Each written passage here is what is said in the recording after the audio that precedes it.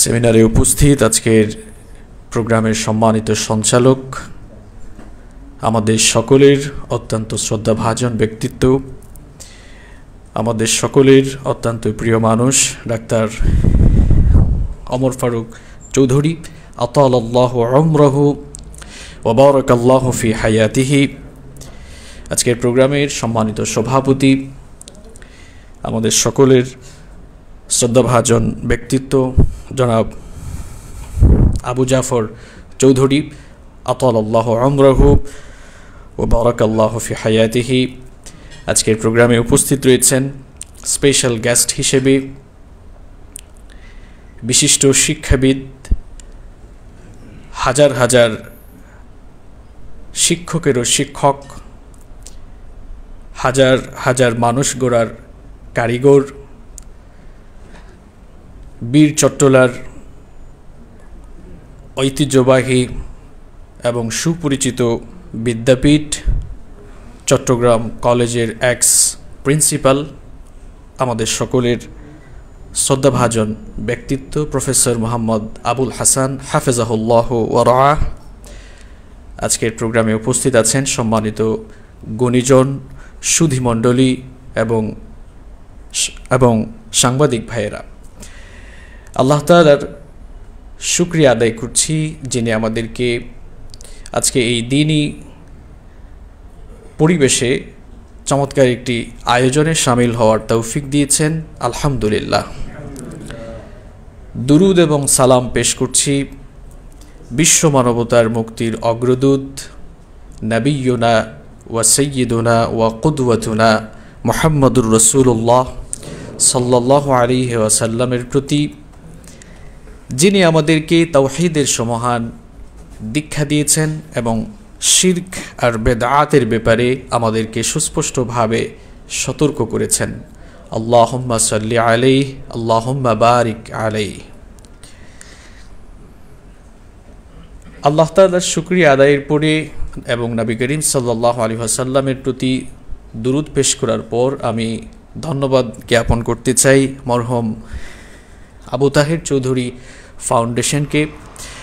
তারা আমাকে আজকে দাওয়াত দিয়ে ধন্য করেছেন, এজন্য তাদেরকে আমি মোবারকবাদ জানাচ্ছি। পাশাপাশি আমরা দোয়া করছি আল্লাহ তাআলা যেন আজকের এই আয়োজনকে কবুল করেন এবং আমরা যারা এসেছি আল্লাহ তাআলা যেন in the day of resurrection, কাল কিয়ামতের কঠিন দিনে এই প্রোগ্রামটিকে আমাদের জন্য নাজাতের ওয়াসিলা বানিয়ে দেন।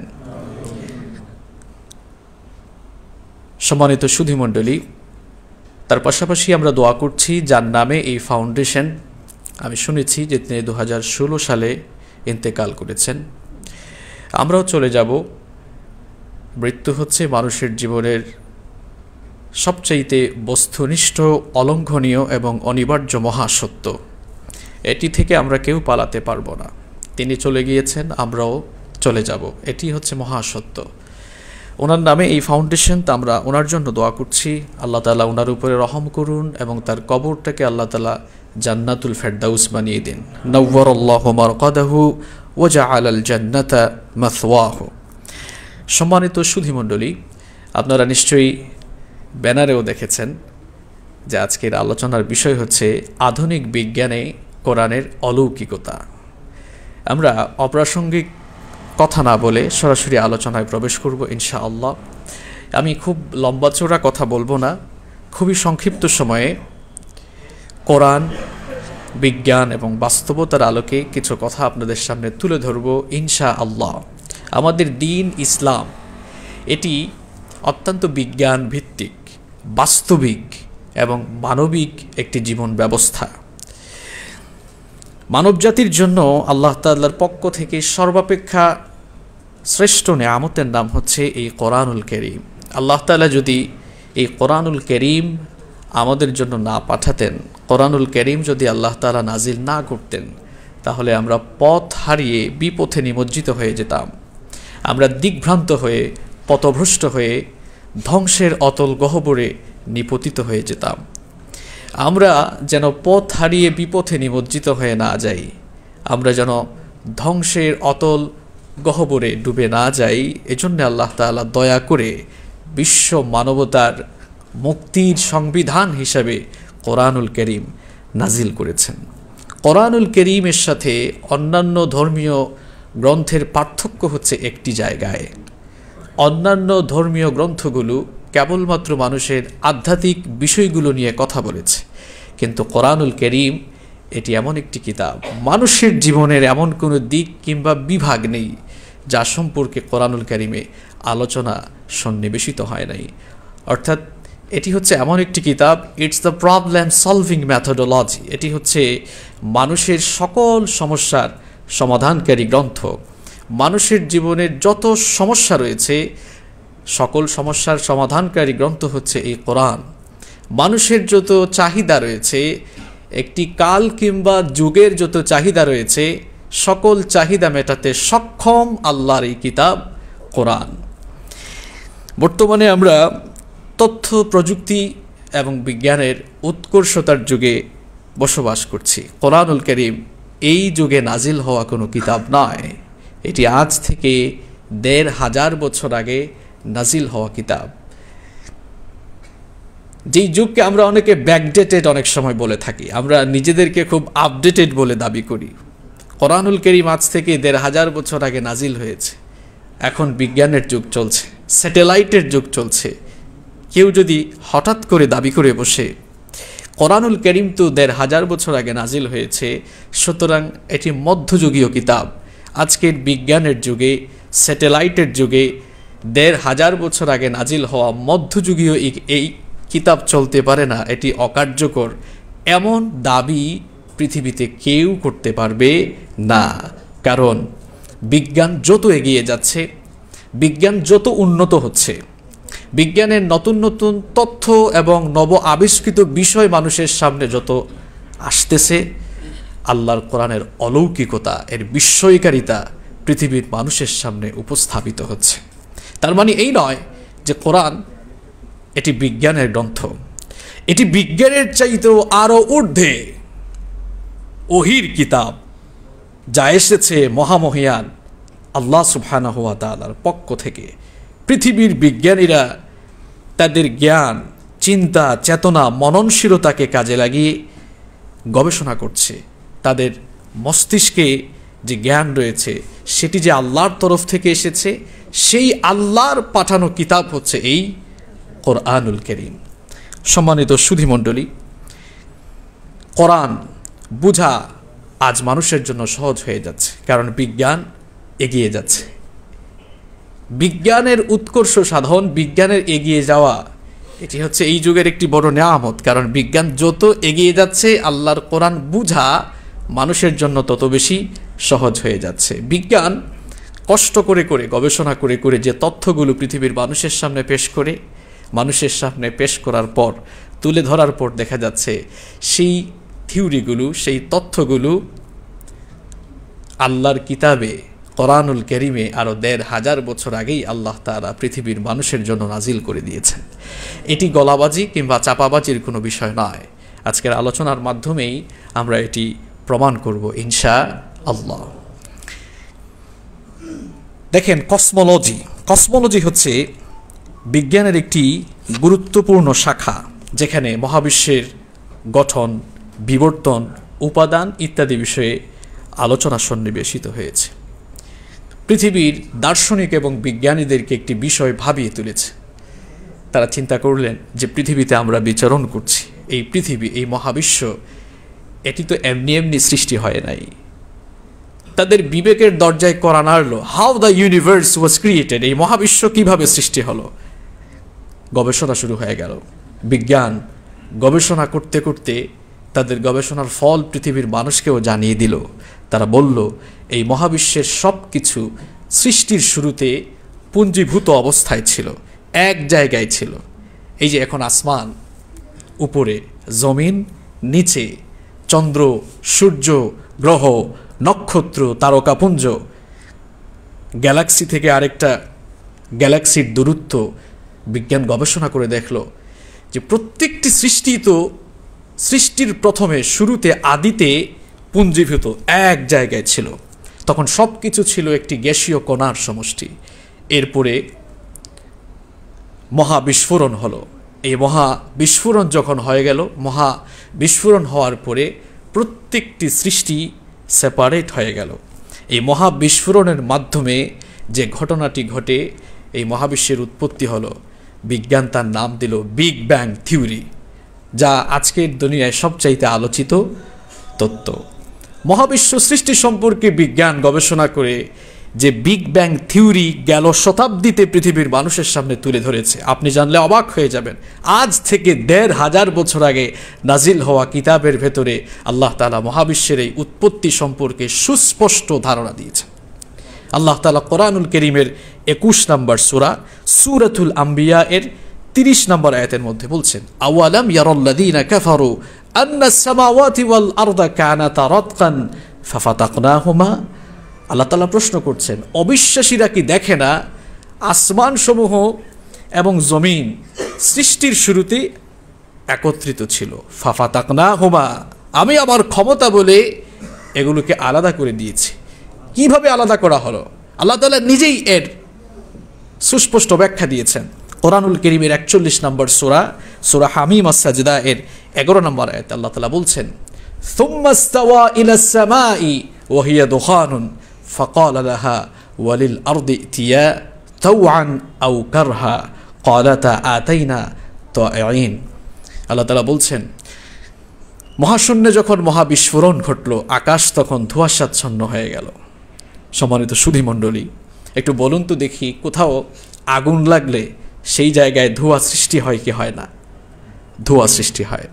আল্লাহ তাআলা বলছেন, সুম্মা ইসতাওয়া ইলাস সামাই ওয়া হিয়া দুখানুন। মহাবিস্ফোরণের পর আকাশ যখন ধোঁয়াচ্ছন্ন হয়ে গেল, আল্লাহ তাআলা তখন আকাশের দিকে মনোনিবেশ করে অর্ডার করলেন, ফাকালা লাহা ওয়ালিল আরদি ইতিয়া তাওআন আও কারহা।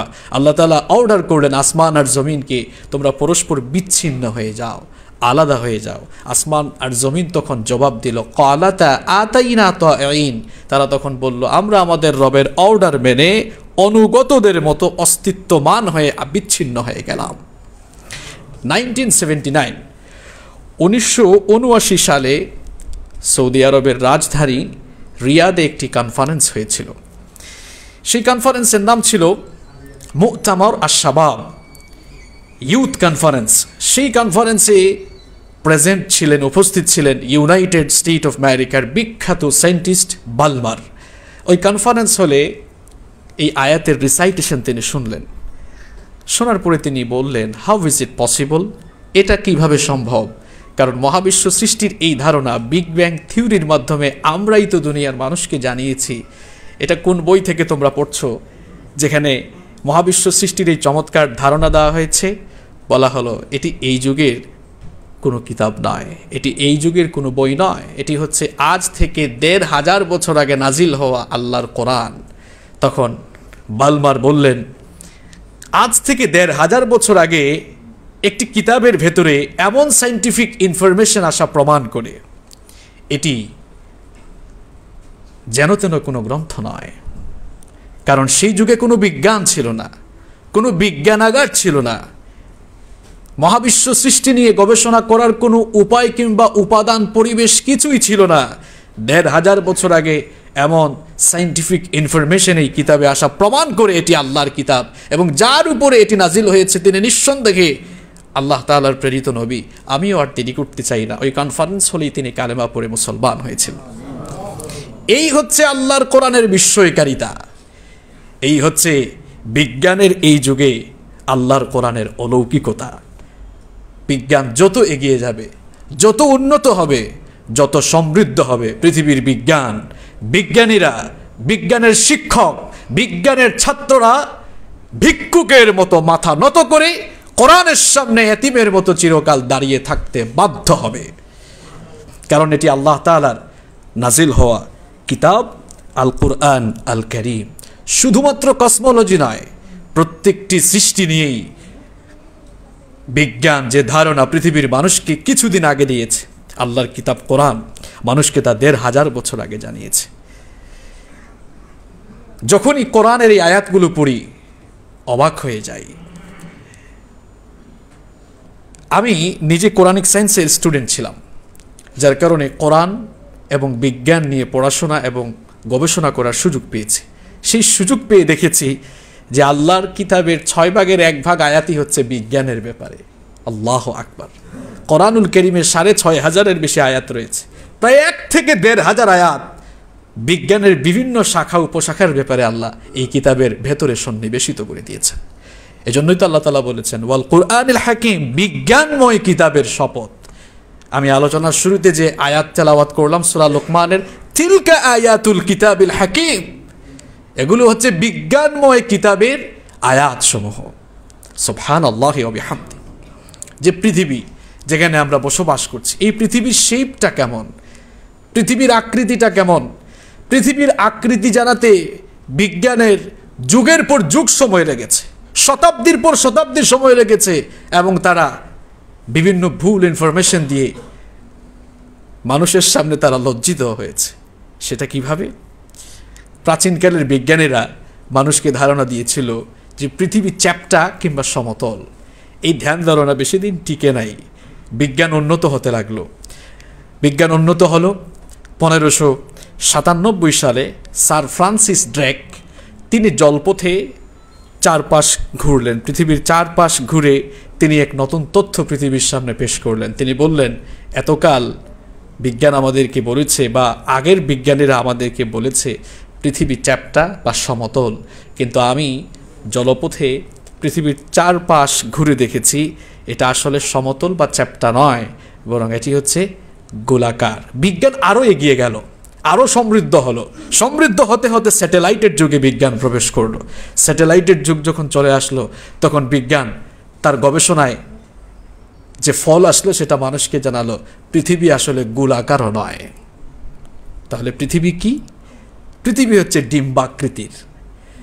যেই ধারণা বিজ্ঞান এই কিছুদিন আগে দিল, আপনি জানলে অবাক হয়ে যাবেন, আল্লাহর কিতাবে এই ধারণাটিও, এই তত্ত্বটিও আল্লাহ তাআলা সুস্পষ্টভাবে বলে দিয়েছেন। আল্লাহ তাআলা কোরআনুল কারীমের 79 নম্বর সূরা, সূরাতুন নাজিআত এর 30 নম্বর আয়াতে বলছেন, আল্লাহ তাআলা বলছেন ওয়াল আরদা বা'দা যালিকা দাহাহা, অর্থাৎ আর জমিনকে আমি উট পাখির ডিমের মতো বিস্তীর্ণ করেছি। আল্লাহ তাআলা এখানে পৃথিবীটাকে কেমনভাবে বিস্তীর্ণ করা হয়েছে তা বলতে গিয়ে দাহা শব্দ চুজ করেছেন। অ্যারাবিক ডিকশনারি খুলে দেখবেন, দাহা বলা হয় উট পাখির ডিমকে। আল্লাহ তাআলা বলছেন ওয়াল আরদা বা'দা যালিকা দাহাহা, এই জমিনকে আমি উট পাখির ডিমের মতো ডিম্বাকৃতির করে বানিয়েছি। আল্লাহু আকবার।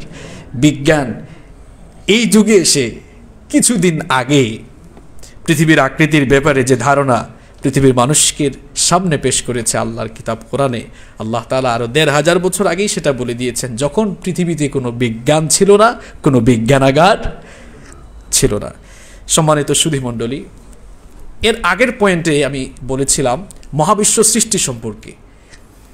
আপনি জানলে অবাক হয়ে যাবেন, মহাবিশ্ব সৃষ্টির পর এটা প্রতিনিয়ত ক্রমাগত এর সম্প্রসারণ হচ্ছে। বিজ্ঞান যার নাম দিয়েছে ফোর্স অফ এক্সপানশন, সম্প্রসারণ গতি। এই সম্প্রসারণ গতির ফলে মহাবিশ্ব দিন দিন বড় হচ্ছে, এর সম্প্রসারণ হচ্ছে। সম্প্রসারণ যদি না হতো তাহলে এত মানুষের সংকুলান হতো কেমনে? দিন দিন মানুষের সংখ্যা বাড়ে না কমে? বাড়ে। মানুষের সংখ্যা যেমন বাড়ে, প্রতিনিয়ত এই মহাবিশ্বের সম্প্রসারণ ঘটছে। এটি আজকে সায়েন্টিফিকভাবে প্রমাণিত।